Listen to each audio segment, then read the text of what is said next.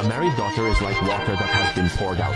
Do you know where this saying comes from? Listen to this story and you will understand. Remember to share it with your children. They will appreciate it. First, save this with a little red heart, especially by following, so you won't miss it next time when you want to find this video. It is very important. Listen carefully. A long time ago, there lived a particularly kind and simple old man in a village who was already over 50. He had only one daughter, and when she was 4 years old, his wife fell ill and passed away. The old man worked hard to raise his daughter alone, and his love for her was so deep that he was afraid it would melt if held in his mouth, and he was afraid it would break if held in his hands. Later, when his daughter grew up, he found her a good match. The son-in-law was a teacher. When the daughter got married, the old man almost sold all his land. It is said a married daughter is like water poured out. After marriage, she forgets her mother. After the daughter got married and had her own happy family, she gradually began to neglect the old man.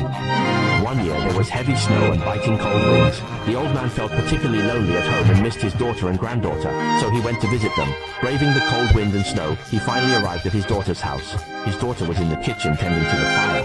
When she saw the old man standing at the door, instead of showing concern, she said, "Dad, why are you out in this cold weather? You should be at home." The old man thought his daughter was caring for him. He said he missed them, and that no matter how cold it was, he had to come and see them. The old man also asked his daughter to warm up a pot of wine for him to help him feel warm. When the daughter heard this, she frowned and said, "Dad, in this cold weather, the wine is frozen. How can I shake it for you?" The old man felt a chill in his heart, thinking to himself, the child isn't cold, and the wine isn't frozen. How could a wine jar possibly freeze? Has the daughter really changed? However, he thought maybe she was just joking with him. At that moment, a fragrant smell of stewed meat wafted over. The old man wanted to test his daughter again and said, "Forget about the wine. I can help you by tending the fire." The daughter quickly stopped him, saying, No, I'm cooking pig food. You're not nimble enough to help with that. Just wait upstairs for a bit." The old man didn't believe her and walked over to the pot, lifting the lid to see that there was delicious meat stewing inside. At that moment, the old man understood everything. His sadness was even stronger than when his wife passed away. He trembled as he walked to the main room, picked up his son-in-law's pen, and wrote a poem on the wall. "I advise the world not to be confused. Marrying off daughters in the wheat field is inappropriate. Stewing meat in the country is for pig food, and a wine jar frozen cannot be bitten." After finishing, he threw down the pen and walked away in tears. The daughter came downstairs and found that the old man was gone.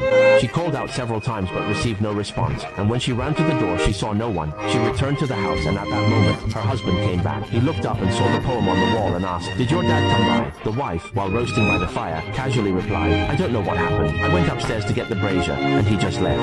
Upon hearing this, the husband, not caring about anything else, hurriedly chased after the old man to find him. After catching up with the old man, the husband said many kind words, but the old man's heart was already broken, and he refused to go back no matter what. The husband angrily returned home, ignored his wife, and went straight to the cradle, picking up the little daughter and rushing outside, throwing the child into a snow pile. The wife was initially stunned and then ran out like crazy, shouting, "Oh no, my baby will freeze to death." The husband roared, "I want her to freeze to death. After raising her with so much effort, she will probably be as unfilial as you in the future." The wife had no choice but to plead with her husband to bring the old man back together. This story has come to an end, and it truly evokes deep emotions.